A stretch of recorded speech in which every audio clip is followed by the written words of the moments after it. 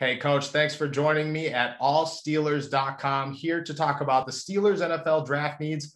Obviously, it starts with rebuilding the run game. The Steelers have to replace James Conner, Marquise Pouncey, and maybe add a tackle here or there throughout the NFL draft. Jim, when it comes to the first round and that 24th pick, yes, there's going to be running backs and there's going to be offensive linemen, but who do you see available for the Steelers? Well, I'll start with running back. I think if Alabama Najee Harris is there, that he's the perfect fit for the Pittsburgh Steelers. He's the next Franco Harris. All right, Le'Veon Bell.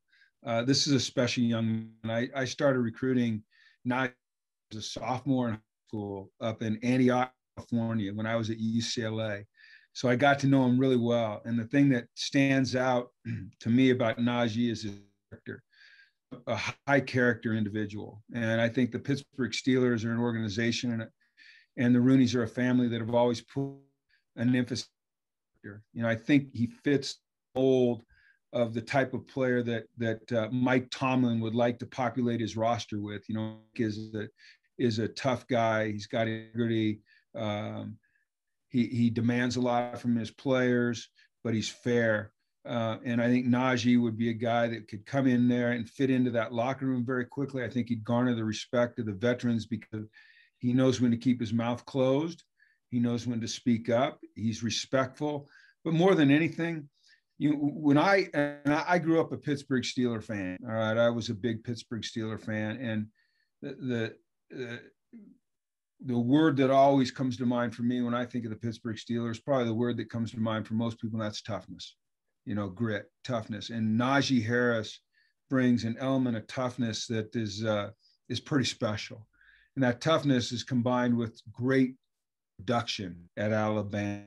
And there are people that say, well, he was a running back at Alabama. A lot of those guys who got into the league and they're a little beat up and they, haven't panned out to be the guy they would be.